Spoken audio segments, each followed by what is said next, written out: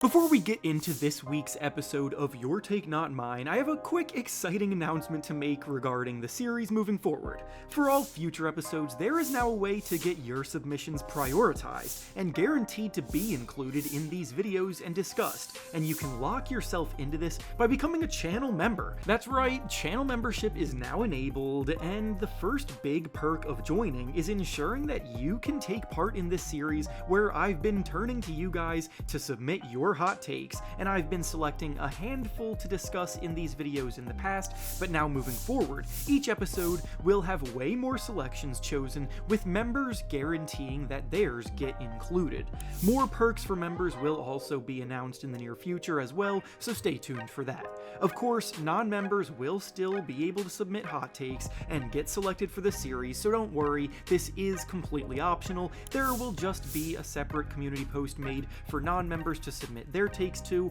while members get a private post for their guaranteed submissions. That's all I've got here. Now let's dive into the takes at hand. The first take we'll be discussing today comes to us from Riley, and they say that the Warriors are actually the team that should be trusted to win the West over the Thunder. This is one of the most intriguing hot takes that I've come across because it's definitely pretty spicy, and yet I, at the very least, see where they're coming from with it. Does it mean that I agree with it?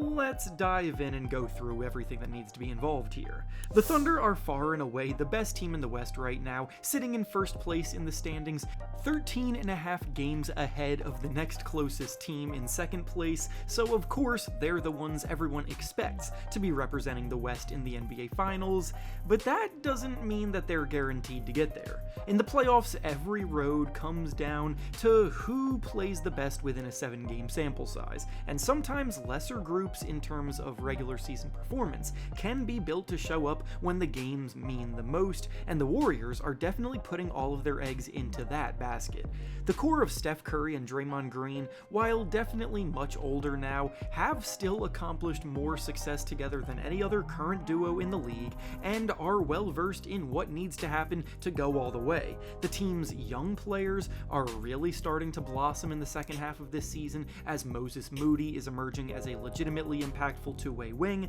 Jonathan Kuminga still provides excellent secondary scoring on the wing as well, and Brandon Podziemski is starting to get going after a slow start to the season too. And of course, to top it all off, they went all out and traded for known playoff riser Jimmy Butler to push themselves over the hump, because with Jimmy's ability to dominate big playoff moments, defenses will have no choice but to alleviate the pressures that they put on Steph Curry, ensuring that Jimmy doesn't get going and take over, which in turn will then allow Curry to heat up much more consistently as well. The Warriors are 16-4 with Jimmy Butler now performing like an elite contender, and no one should be surprised if they meet the Thunder in the conference finals, despite the fact that at the moment they are currently just the 7th seed in the West. Now, the root of the original take comes from the fact that historically, experience in the NBA tends to edge out youth, and the Thunder, while dominant, are still incredibly young and inexperienced. Are they ready for the rigors that come from being under the pressure to dominate at the highest level?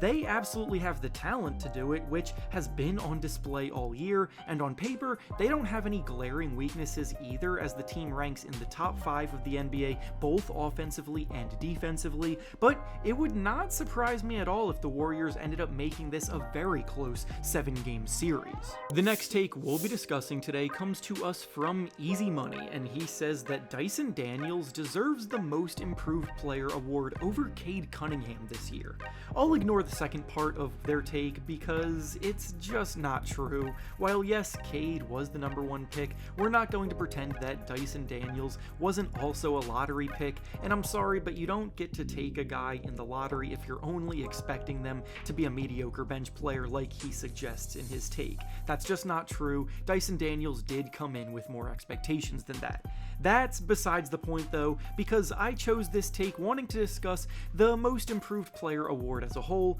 the race for it this year, and in prior prior years and go on a bit of a rant about what has happened to it. This award is by far becoming the most misunderstood and impractically decided award in the entire league, and we're losing the plot fast on what it means to actually be an improved player. The award is quickly becoming the, quote, hyped up player who finally becomes an all-star award, and it's very frustrating that the voters continually miss the point on this. This should be an award celebrating players who struggled early in their careers and then finally managed to break out and produce at a high level, and instead, it's continually going to players that went from being borderline all-stars to actual all-stars, which to me is just not as impressive. The winners of this in each of the last 8 years have all been cases of that, and there have been so many guys who just fall to the wayside despite showing massive improvement because they aren't big names with a ton of hype surrounding them.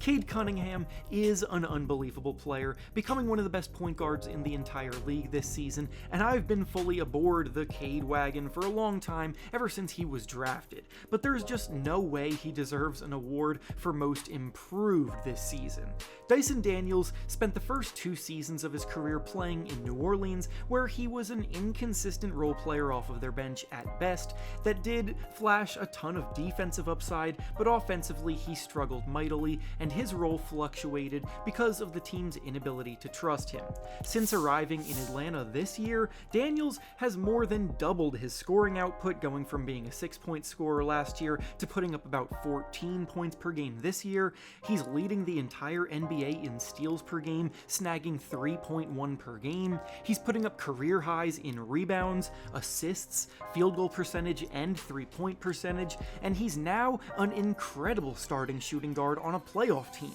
playing a big part in the Hawks' success, and that to me is much more representative of what a most improved player looks like. And finally, the last take we'll be discussing today comes to us from Why Not, and they say that the team that has the worst future ahead of them right now is the Milwaukee Bucks. The Bucks and their fans can ultimately be satisfied with the fact that they won the championship back in 2021 because countless superstar and contending cores end up ringless at the end of their runs, so they at least have some hardware to show for it. But yeah, it's looking pretty bleak for the future of this franchise. Right now, the Bucks are a team that is all in on contention, with 2 players signed to supermax contracts in Giannis Antetokounmpo and Damian Lillard. They only have 2 total players in their rotation under the age of 25, so there isn't even really a promising representation of their next generation right now, and they don't own their own first-round pick in this year's draft either.